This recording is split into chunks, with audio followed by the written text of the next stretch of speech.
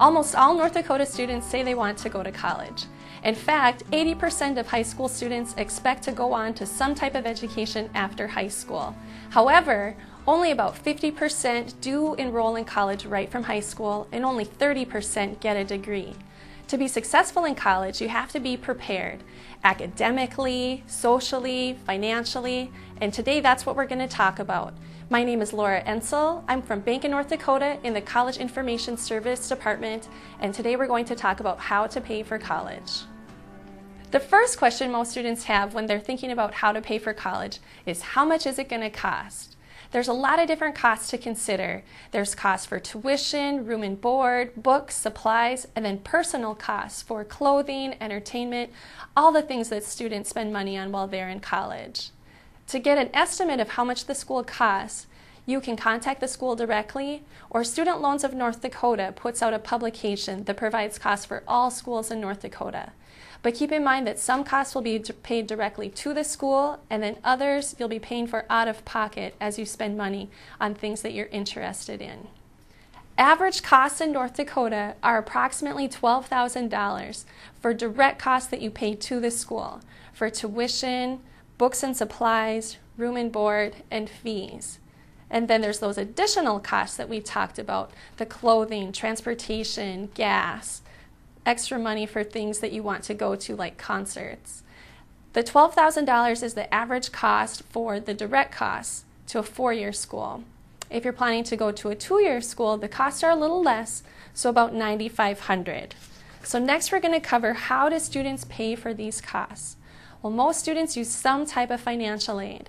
This can be money that they've saved up, funding from an assistance program, scholarships, or federal financial aid such as grants, work-study, student loans. We're going to talk about each of these areas next. Savings. Savings is a big issue, and it can really help a student be successful in college. You might be thinking, why? Financial aid is available. I don't need to have savings. But really, the more you have saved up, it can really help you to be prepared for those emergency situations. If you don't have funding for books, or if you need money for gas, the little things that can come up while you're away from home in college. So having some money in savings can really help you along the way. It also builds a good habit, so you'll be able to save as an adult later in life. Keep in mind that small amounts add up. So even just putting a few dollars away each month can really help you build up a good savings account. Another important thing is that it reduces your need to depend on student loans, those evil student loans that almost all students have. I know I have them, most of my friends do, and I'll be paying on them for a long time. So if you have money saved up, the less you'll need to rely on student loans. It also increases your school options. Because you have money set aside, you may be able to go to a private college or a college out of state that you wouldn't be able to afford if you had to depend solely on financial aid. And then there's that emergency fund that I talked about. So keep in mind that any money set away can help you in your future. And then parents, having students save some money for their own education can also help them feel more vested in college. If they're having to contribute $1,000 per semester to their education, they're probably going to want to study a little more than if you were paying for it for them. Some different types of savings accounts that a lot of students can use is a regular savings account that a student or parent contributes money to.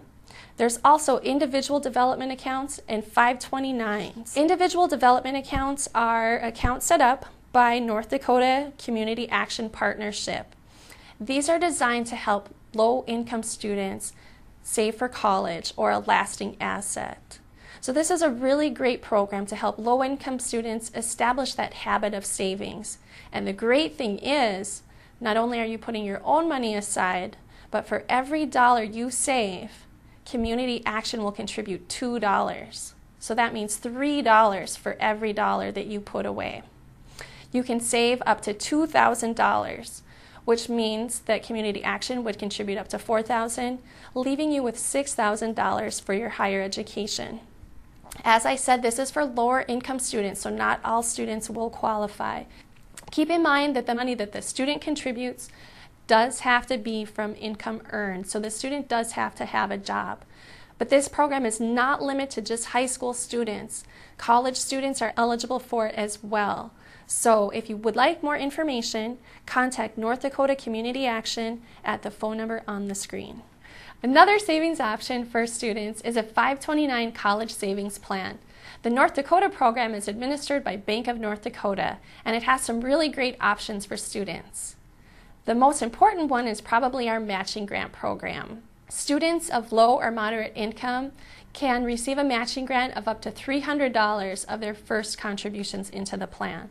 Another incentive is the tax deduction that North Dakota residents receive for the amount of money they put into the account every year. Anybody can open these accounts, so a parent can open it for the student, a grandparent, aunt, or uncle, and it's a really great tool to help students save for college. Accounts can be opened for as little as $25. For more information, visit the website collegesaveforyou.com. Next, we're going to talk about assistance programs. There are all sorts of assistance programs that students might be able to qualify for. For information, the best source is probably to talk to your high school guidance counselor or to talk to the college admissions office or financial aid office. On the screen, you can see some common options that students use to help pay for school. This includes North Dakota Job Corps, vocational rehabilitation, which can assist students with a disability. There's also employee assistance programs that employers of the student or possibly their parents might be able to access to help them pay for college. Military tuition benefits are another option for students looking to go into the armed forces or the National Guard after high school. And then tribal higher education funding is another resource that American Indian students might be able to qualify for through their tribe. The most important thing is that you exhaust all your possibilities and make sure that you don't leave any money on the table. Because again, the more you can receive in these programs, the less you'll need in federal financial aid and student loans later. Next, I'm going to talk about scholarships. Scholarships, scholarships, scholarships. Students are always being nagged by their high school teachers, their counselors, even their parents. Make sure you get in your scholarship applications. Well, again, the reason is because this is free money that you don't have to pay back.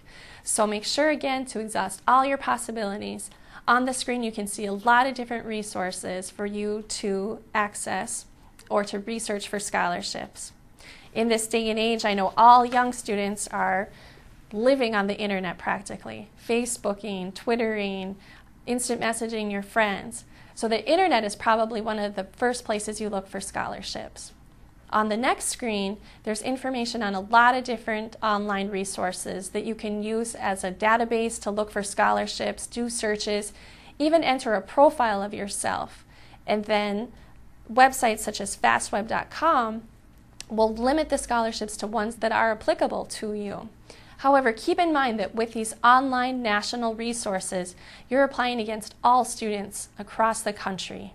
So make sure that you exhaust your local resources, your high school, organizations in your community, and make sure to fill out those applications by the deadline. One important rule of thumb is to never pay for scholarships.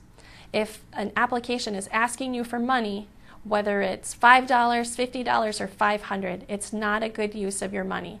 That money would be better spent paying for college because you will probably never see anything back for that. So no matter what the organization tells you or how much pressure they put on you, don't pay to get money for school.